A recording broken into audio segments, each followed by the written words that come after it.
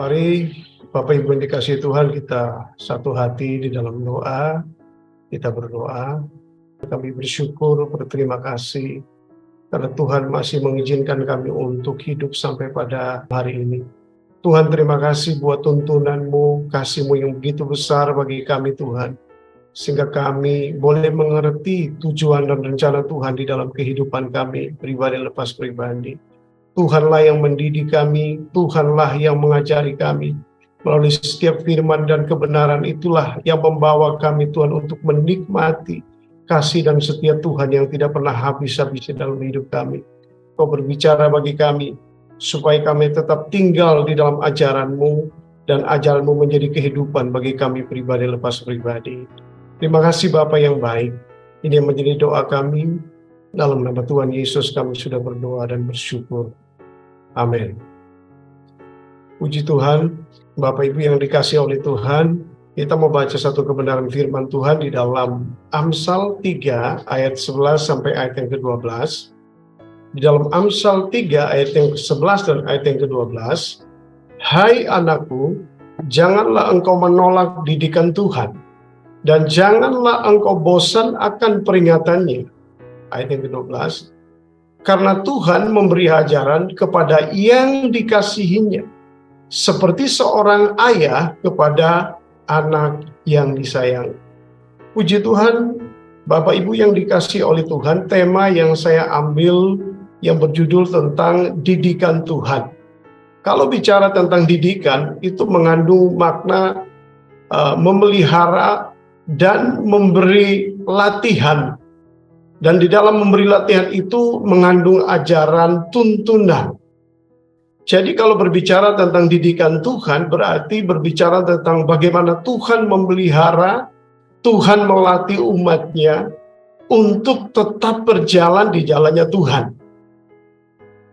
Di dalam Amsal 3 ayat yang ke-11 dan ayat yang ke-12 ini, firman Tuhan menjelaskan kepada kita untuk bisa kita memaknai tentang arti daripada didikan Tuhan.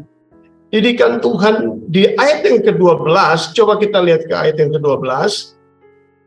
Di situ firman Tuhan menjelaskan karena Tuhan memberi ajaran kepada yang dikasihinya, seperti seorang ayah kepada anak yang dikasihinya. Jadi saudara yang dikasihi oleh Tuhan, sangat jelas di sini bahwa didikan yang tadinya punya pengertian memelihara dan juga melatih kita, itu sampai punya tujuan bahwa yang pertama bahwa didikan itu bicara tentang Tuhan yang mengajar, Tuhan yang menegur. Jadi punya pengertian bahwa Tuhan sedang melatih kita, Tuhan sedang memelihara iman dan rohani kita. Jadi ketika kalau hari-hari ini kita diizinkan Tuhan mengalami banyak masalah, pergumulan, mungkin kita ditegur karena kita tidak setia dengan berbagai masalah, supaya kita sadar. Contoh yang kita lihat saja secara simpel di dalam bagaimana Tuhan membawa bangsa Israel keluar dari tanah Mesir. Kita lihat apa yang menjadi fokus Tuhan kepada bangsa ini. Tuhan melihat bangsa ini ternyata bangsa yang tegar tengkuk. Sudah melihat banyak mujizat tetapi saja masih keraskan hati. Sudah mengalami pertolongan, Tuhan masih tetap menutup hati untuk taat dan setia kepada Tuhan. Inilah yang membuat Tuhan mendidik bangsa ini selama 40 tahun lamanya di padang gurun. Dan membuat mereka yang tadinya suka memberontak, yang tadi masih merasa nyaman dengan dunia, suka terikat dengan hal-hal dunia yang berbau Mesir. Di situ semua dikikis oleh Tuhan. Jadi Bapak Ibu yang dikasihi oleh Tuhan, karena Tuhan yang memberi ajaran, artinya Tuhan mau pelihara iman dan rohani kita. Tuhan bertanggung jawab atas iman dan Dia melatih kita ketika kita ditegur, kita dihajar. Jangan pernah merasa bahwa ketika kita ditegur, ketika kita dilatih oleh Tuhan, kita menganggap bahwa Tuhan sudah menjauh dari kita. Tidak seperti itu.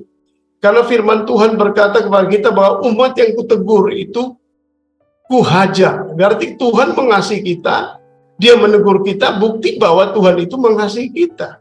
Jadi tidak ada yang dicatat oleh firman Tuhan bahwa ketika Tuhan menegur seseorang atau Tuhan mendidik seseorang, kemudian Tuhan membiarkannya. Tidak seperti itu.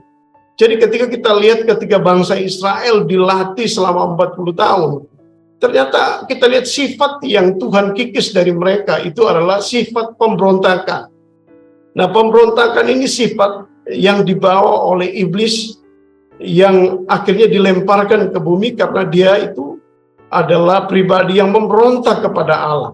Nah, kalau hari-hari ini kita yang percaya kepada Tuhan, kalau kita juga memberontak kepada pemimpin, kita memberontak kepada ajaran gereja, kita tidak tunduk, berarti kita sama seperti bapa kita iblis. Jadi orang bisa melihat kita ini pengikut Tuhan atau bukan, itu kelihatan dari sikap hidup kita. Kita suka melayani, cari motivasi, gak suka mau melayani, tapi hanya mencari muka untuk diberi kepercayaan lebih.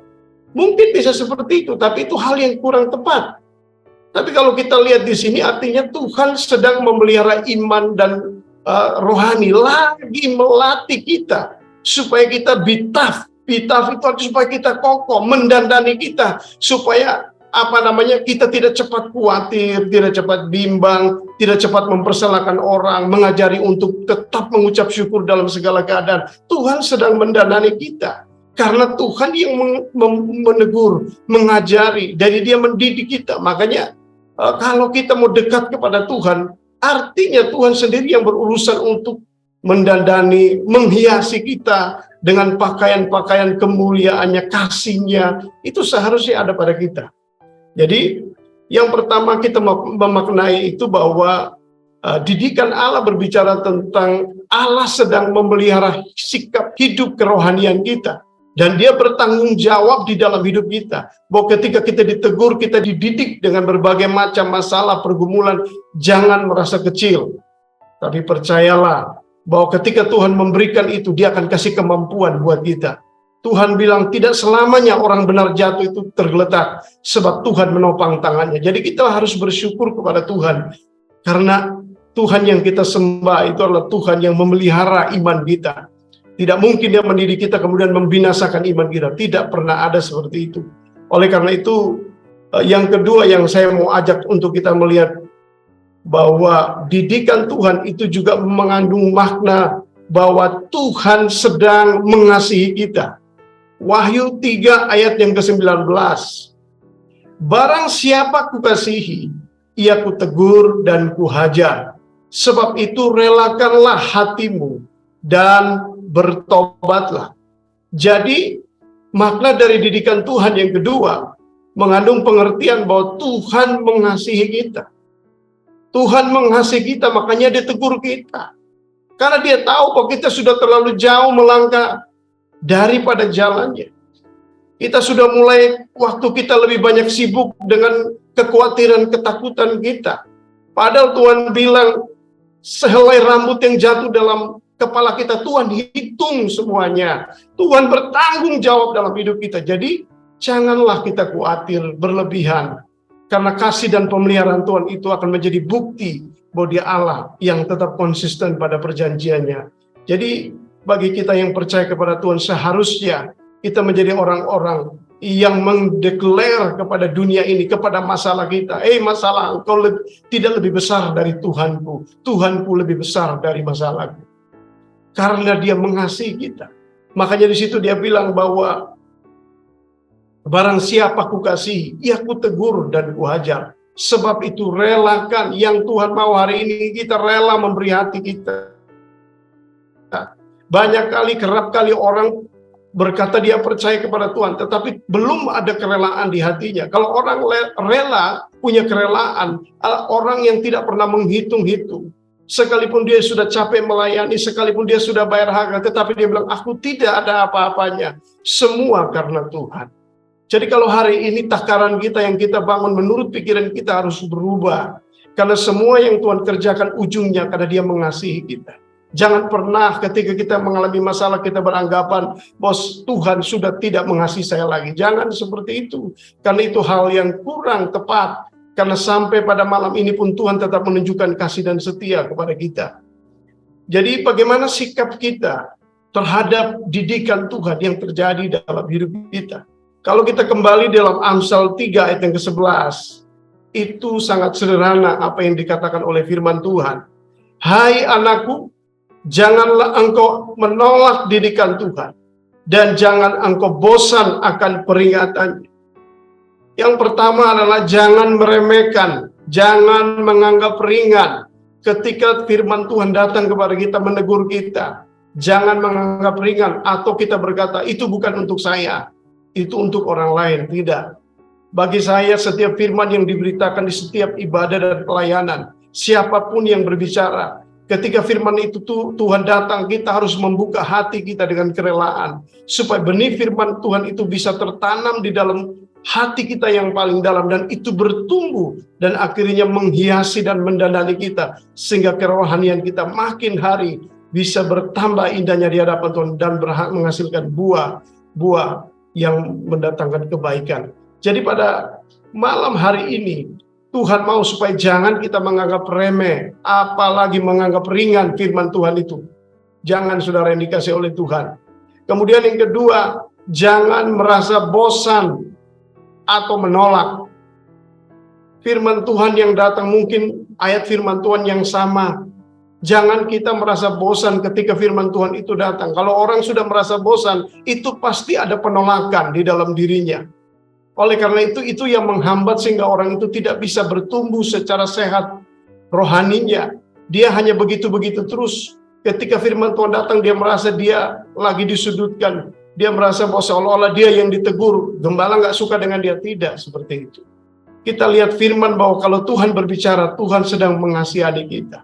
Tuhan lagi memelihara iman kita. Tuhan sedang mendandani iman kita supaya masa depan kita itu penuh dengan pengharapan. Supaya masa depan kita itu gilang gemilang bersama dengan Tuhan. Kita tidak menjadi orang yang biasa, tapi tetap kuat, tetap teguh iman kita sampai pada waktu Tuhan datang untuk menjemput kita sebagai milik kepunyaannya. Marilah kita bersama-sama untuk memberi diri kita untuk selalu dididik oleh Tuhan. Izinkanlah firman Tuhan mengoreksi hatimu dan hati kita, supaya ketika firman itu mendatangi kita, seperti tanah yang subur, maka iman kita akan bertumbuh subur di pelataran Allah kita. Bila firman Tuhan hari ini menolong kita, supaya kita menjadi orang-orang yang dibenarkan oleh Tuhan. Satu ayat terakhir dalam Ayub 5 ayat yang ke-17. Sesungguhnya berbahagialah manusia yang ditegur Allah, sebab itu janganlah engkau menolak didikan yang maha kuasa. Demikian firman Tuhan yang boleh datang atas kita hari ini. Mari kita satu hati, kita tunduk kepala, kita berdoa.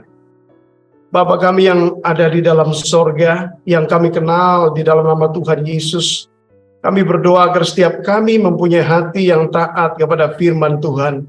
Firman-Mu adalah untuk kebaikan kami, karena firman-Mu mengandung janji, walaupun terkadang kami tidak mengerti, tapi pimpinlah kami untuk tetap mampu melakukannya. Mari Bapak Ibu dikasih, dekapkanlah kedua tanganmu di dada. Jika saudara punya pergumulan, persoalan, tantangan di dalam karir, studi, keuangan, masalah, dan juga kesehatan, apapun juga itu, termasuk perjodohan, biarlah berkat Tuhan turun ke atasmu, dan kekuatan kasih Tuhan turun atasmu, dan percayalah, Tuhan akan membukakan pintu-pintu berkat serta damai sejahtera Allah akan menaungimu senantiasa. Dan saudara-saudara yang terkasih, jika ada yang sakit, mari tumpangkanlah tanganmu di bagian yang sakit, supaya menjadi sembuh di dalam nama Tuhan Yesus Kristus. Haleluya. Amin. Bagi saudara yang masih membutuhkan pergumulan doa dan konseling, boleh menghubungi nomor yang tertera di bawah ini. Tuhan Yesus memberkati.